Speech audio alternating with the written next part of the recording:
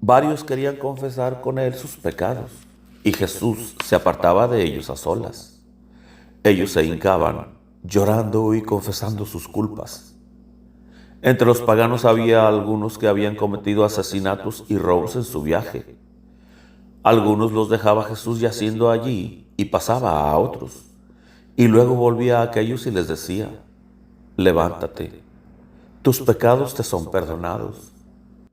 In softly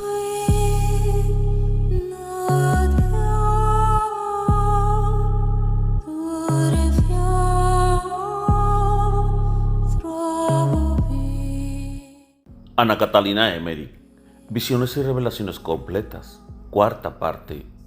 La vida de Jesucristo y de su Madre Santísima, época cuarta. Desde la conclusión de la primera Pascua hasta la prisión de Juan Bautista. Capítulo 39. Jesús en casa de Pedro. Jesús desembarcó arriba de Betsaida, no lejos de la casa de los leprosos, donde le esperaban Pedro, Andrés, Juan, Santiago el menor y Felipe. Jesús no entró en Betsaida, sino que anduvo con ellos por el camino más corto sobre una altura, hasta la casa de Pedro, en el valle entre Betsaida y Cafarnaúm. Allí estaban María y las santas mujeres. La suegra de Pedro estaba enferma, en cama. Jesús la visitó, pero no la sanó aún. Le lavaron los pies y se preparó una comida, durante la cual la principal conversación fue que los fariseos de diversas escuelas de Judea y de Jerusalén habían mandado a 15 fariseos a Cafarnaúm para espiar las enseñanzas de Jesús. De los centros más grandes vinieron 2, de Séforis 1, y de Nazaret, aquel hombre joven que varias veces había pedido a Jesús que lo admitiese entre sus discípulos y había sido rechazado.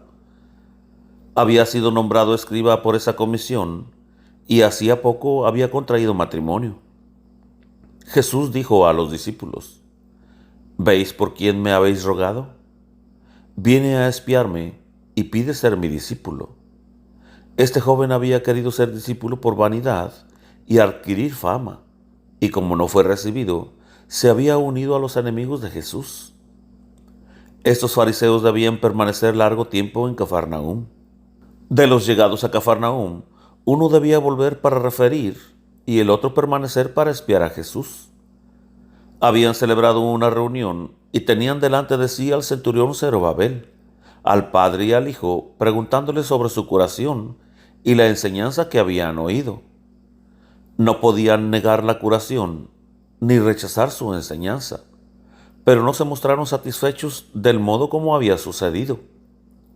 Les irritaba que Jesús no hubiese estudiado con ellos, que anduviera con gente despreciada, como eran los esenios, pescadores, publicanos y pecadores, que no tuviera mandato de Jerusalén, que él no les preguntara a ellos, que eran sabios y doctores, que no fuera ni fariseo ni saduceo, que enseñara entre los samaritanos y que sanara en día de sábado. En una palabra, no les gustaba porque debían humillarse y avergonzarse si le reconocían como Mesías. El hombre joven de Nazaret era enemigo declarado de los samaritanos, a los que perseguía en toda forma. Los amigos y parientes de Jesús deseaban que no fuera Jesús a enseñar el sábado en Cafarnaúm. María estaba muy preocupada y expresó el deseo de que pasase a otra parte del mar. En tales ocasiones, Jesús solía contestar brevemente, sin mayores explicaciones. Había en Betsaida y Cafarnaúm grandes multitudes de enfermos, de paganos y de judíos. Varios grupos de viajeros habían encontrado a Jesús al otro lado del mar. Le aguardaban aquí. En Betsaida había grandes albergues abiertos, cubiertos con juncos, separados para los paganos y los judíos. En la parte superior estaban los baños para los paganos y en la parte inferior para los judíos. Pedro había recibido a muchos enfermos judíos en el circuito de sus posesiones y alrededor de su casa. Jesús sanó a muchos de ellos al día siguiente, muy de madrugada. Jesús le había dicho ayer tarde que dejase hoy su oficio de pescar y le ayudase en la pesca de hombres, que pronto lo iba a llamar para ese oficio. Pedro obedeció.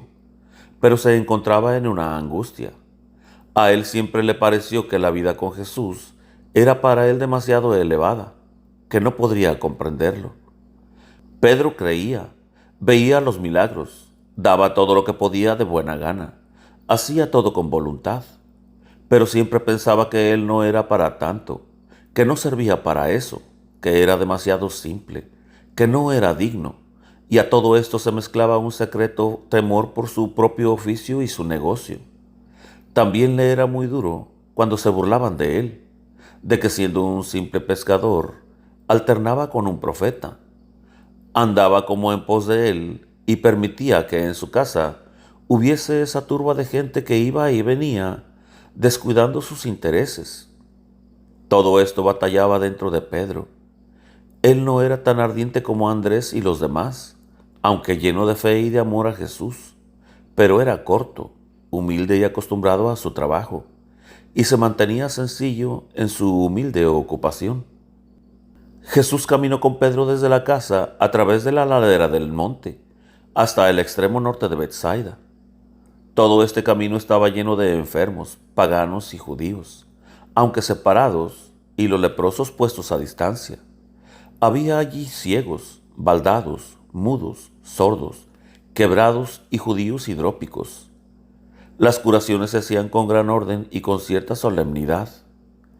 Esta gente estaba allí desde hacía 2 días, y los discípulos Andrés, Pedro y los demás, a los cuales Jesús anunció su venida, los habían ordenado cómodamente, pues había en el camino algunos rincones apartados con sombra entre las rocas y en los jardines. Jesús enseñaba y sanaba a los enfermos, que eran traídos en grupos a su presencia. Varios querían confesar con él sus pecados, y Jesús se apartaba de ellos a solas. Ellos se hincaban, llorando y confesando sus culpas. Entre los paganos había algunos que habían cometido asesinatos y robos en su viaje. Algunos los dejaba Jesús yaciendo allí y pasaba a otros, y luego volvía a aquellos y les decía: levántate, tus pecados te son perdonados. Entre los judíos había adúlteros y usureros. Cuando él veía su arrepentimiento y les había impuesto la reparación, oraba con ellos, ponía sus manos sobre ellos y se sentían entonces sanos. A muchos los mandaba bañarse, a algunos paganos los enviaba al bautismo o a los paganos convertidos de la Alta Galilea. Un grupo venía en pos de otro y los discípulos guardaban el orden.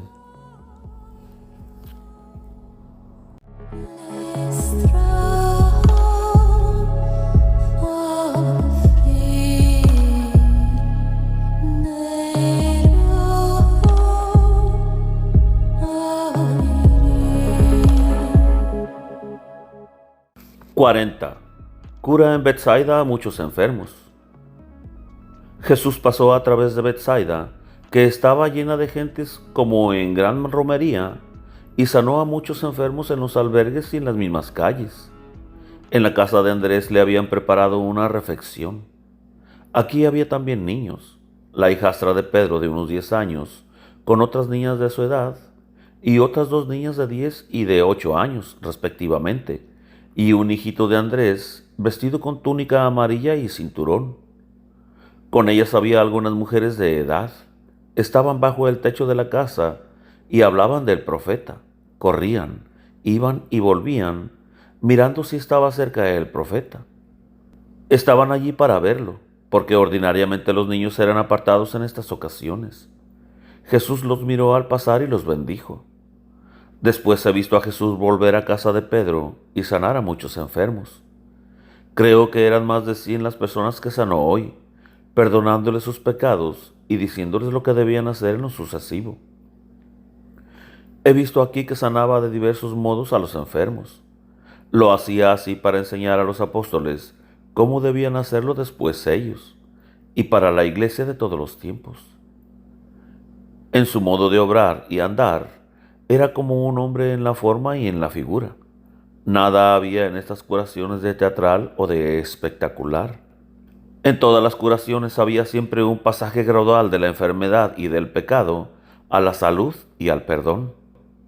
He visto que aquellos a los que ponía las manos sobre la cabeza o sobre los que oraba, sentían una conmoción interna de unos momentos y se veían sanos después de una especie de desvanecimiento momentáneo. Los baldados se levantaban lentamente, echaban sus muletas a un lado y se hincaban de rodillas para agradecer, pero las fuerzas completas y el vigor entraba en ellos de a poco, en algunos a las pocas horas, en otros después de unos días.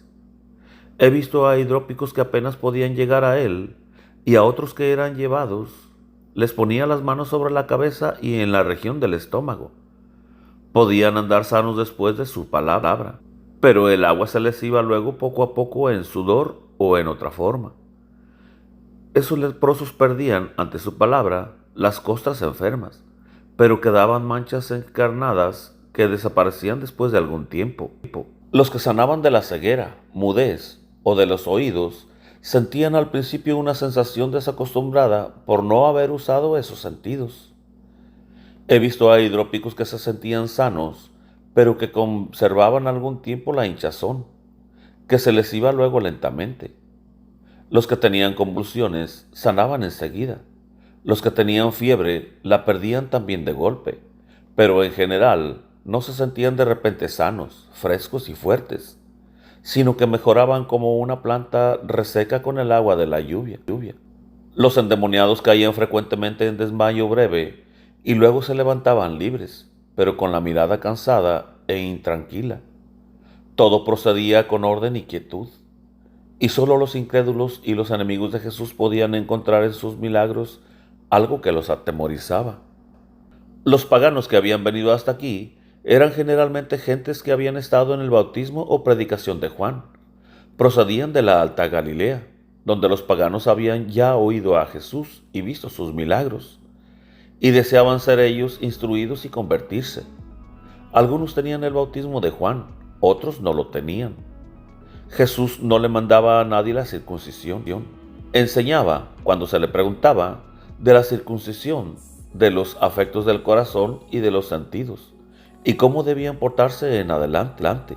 Los exhortaba al amor del prójimo, a la templanza, a la mortificación, a cumplir los 10 mandamientos de Dios. Les enseñaba partes de una oración, como algunas peticiones del Padre Nuestro, y les prometía enviarles a los apóstoles.